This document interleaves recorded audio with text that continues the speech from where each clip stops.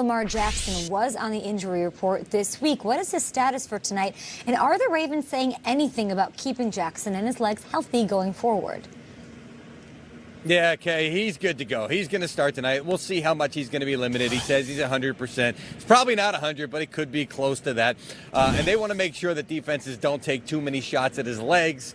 They feel like that's started to become a thing with defense, whether in the pocket or out in the open field, and that's where they're hitting him. Now, what I'm looking for from Lamar tonight also is he started the game against the Bills wearing sleeves, took them off at halftime, because he wasn't playing well. He wasn't feeling it, he said. Now, he hasn't sworn off sleeves completely. He said he will try them if he needs to, but he's a kind of a feel guy. If he's just not feeling something, he's not going with. Now, listen, they're telling me my jacket is popping here. That's all we've talked about for the last hour in between hits. So in the spirit of Lamar, I'm not feeling the coat. I'm not feeling how it looks, so I'm going to take it off. I'm going to leave my hat on. I'm going to keep my gloves, but I'm making an in-game adjustment, just like Lamar. Okay? Ooh, I see what you did there. I like that. Your jacket and shirt are popping, too. Hey, listen, Mike, I love the look, and I love the pattern on that jacket. And speaking of the jacket, there's a lot of buzz around Lamar Jackson. But there's another quarterback from that 2018 draft class, and that's Sam Darnold. How is Sam Darnold preparing to face one of the best defenses in the business with the Ravens breathing down his neck? Yeah, listen, man, he needs to pray a little bit before this game because he's going to be a little shorthanded. Bilal Powell's not going to play. Ryan Griffin, the tight end, is not going to play. The defense is banged up, so how quickly are they going to be able to get him the football back? This is going to be the biggest test of the season for Sam Darnold going up against the Ravens and Wink Martindale, who you know loves to bring the pressure. I'm sure he's going to bring even more pressure tonight. But the good news for Darnold is only 2 picks in his last 5 games. They love that right now. He's played reasonably well. They just, look, next season they're going to have to fix this offensive line. They're going to have to add even more weapons around him. But for now, if he can cut down on the mistakes, that's the biggest thing for Adam Gase and the Jets right now.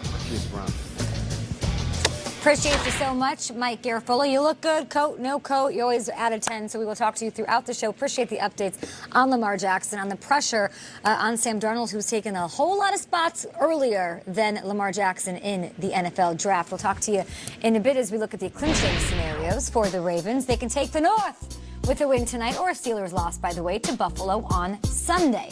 So one of our favorite things, storylines, moments about the NFL has been these Ravens this season and their post-game press conferences. And if you haven't seen this, and I'm sure you have a trillion times, here's a little reminder. Introduce y'all to the man, the myth, the legend, the MVP frontrunner. If anybody else got to say something different about that, then come see me.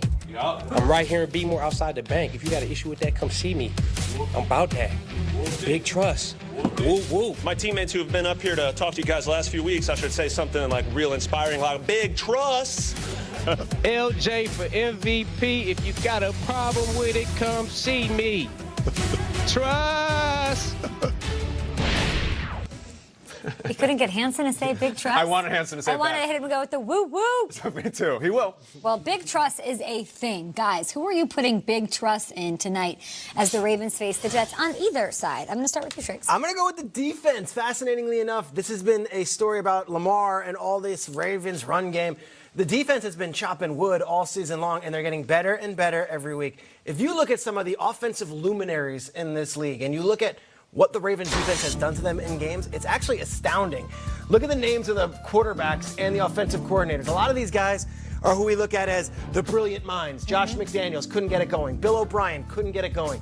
Sean McVay, Kyle Shanahan, even last week, Josh Allen and Brian Daboll, they didn't have anything for this Ravens defense. So in comes Adam Gase, in comes Sam Darnold. I've got big trust that this Ravens defense, who has been lights out all season, and truly has been lights out since Marcus Peters got there, undefeated, and they cannot even be scored upon, is going to do the job on this Jets offense that comes in having lost a game 2 weeks ago and then having beaten the Dolphins without really getting much going on. I think this Ravens defense puts the clamps on Gase and Darnold tonight. Big trust. Woo-woo. Big trust. Listen, for me, who I have big trust in is Le'Veon Bell. Now, I get really? A been Jets player? Yeah, there's been a lot surrounding his name all season long. You know what? I'm tired of the bowling jokes. The guy was sick. He went out with his family. He went bowling, okay?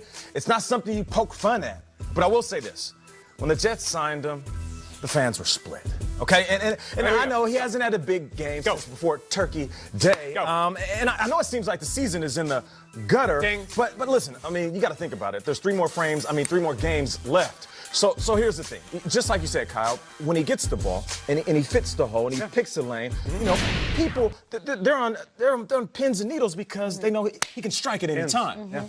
So with everybody talking about Le'Veon Bell, all jokes aside, I do feel like he's going to rise to occasion and understand at one point we were as excited about Le'Veon Bell as we are about Lamar Jackson. So I'm telling you right now, he's going to want to steal the stage from a guy who has been dominating the show. I don't think the lane's going to be open for him to throw anything up against a top 6 rush defense in Baltimore. You might be right, Kay. A tree fell over that lane. You might be right. For viewers who didn't watch, Nate, you dead seriously, you had no problem with Le'Veon Bell going bowling the night before game. I didn't. And I do feel like because of that, and he understands, like, he did the whole, you know, I bowled 251 while I had the flu.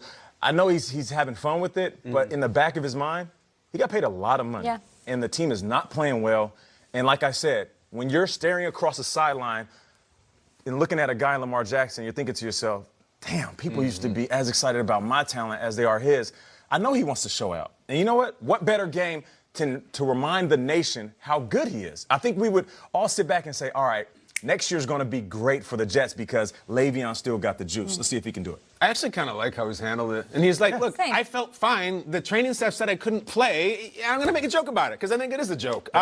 And there's never been a higher tee-up ever for an end zone celebration for Le'Veon. I mean, it's way high. Belt, fastball, whatever you want to do. Speaking of end zone celebrations, I don't know about trust, but my trust, I'm going to go with Marquise Hollywood Brown. And not only because I think Lamar's maybe a little banged up tonight, might throw a little bit more and might throw deep to this guy.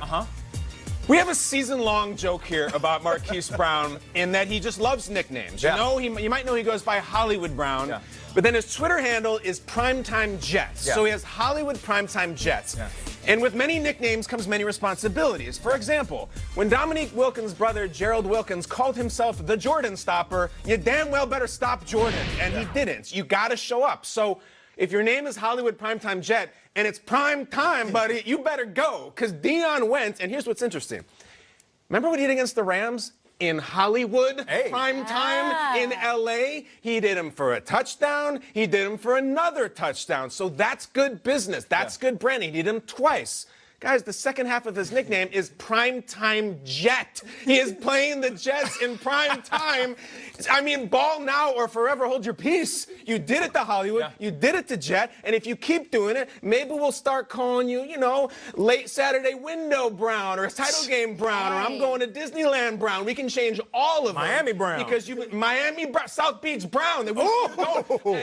Miami Vice Brown, Tubbs and Crockett Brown, all of them. They're all on the table because he's in Hollywood. And he's damn well better do it against the Jets tonight. Hollywood Primetime Jet. Let's go. I heard Go ahead. I heard that he's excited about our guest on the show, so he's going to rename himself Marquise Fat Joe Notorious Big Pun Tupac LL Cool Brown. Really? Yeah. Oh, that's fantastic. I'm in a dream right now. The Masked Singer Brown, too, I heard Question he's for you. going We to do. talked about their run game. We can't talk about big trust in any element, in any side of the ball here without talking Ravens run game. Up against a run defense at the Jets, who are second best in the league. They're really tough. But do you kind of throw that against the window? And I've just, from an XO standpoint, when you have something as unique as what the Ravens are doing, should I be worried about Mark Ingram tonight? Should I be worried about what Lamar Jackson can do on the ground, so close to surpassing Michael Vick? Because I look at Eric Weddle, who's like, I don't know who had the ball when they had it. So does it matter how good a defense has been to this point? If you're talking about the Jets, or are you talking from the window to the wall, Kay? That's the answer. Yeah. That doesn't mean anything because here comes You this throw it offense. out. That is not your standard offense. You had to prepare for it. It's a short week. This thing, 3 tight ends, a fullback, everything. Well, what's funny is that last week, the Ryan Fitzpatrick ran crazy. He had like some 60-some yards rushing. 65, yeah. So to go from Fitz to Lamar, you know, it's like going from the Butterbean to Deontay Wilder. I mean, like, it's going to be a much harder fight. There's one more note I want to say before we move off this game. The bowling stuff. There's a Jets, like, Twitter and Jets message board that are like, hey, if you really bowled a 251 in your career high, pictures or it didn't happen. There's people questioning the 251. There's truthers who said 251 is a very unique score in bowling, that, like, it's hard to get. I saw somebody call BS on that 251 is a lie. And where are the pictures? He documents his whole life on Instagram. Where's the 251? You in your career high didn't take a picture of the score? That's true. More big games this weekend. I like it, Peter. Got to get you set for Bills Steelers on Sunday night. We'll tell you something you didn't know about the two coaches squaring off. We've seen 600 workouts of Le'Veon Bell, and we can't have one shot of the The 251. photo of the frame. Hold up the fish. The electronic board. Come on with now. the turkey and Nope. digital. No. Nope. Fear not, Bears fans. Peter's going to crack into his beautiful mind and tell you Chicago's path to the playoffs. Not that hard. Maybe it's because it was 152. Okay, Snoop. Drop it like it's hard. Drop it like it's hard. When the pigs try to get at you. Park it like it's hard. Park it like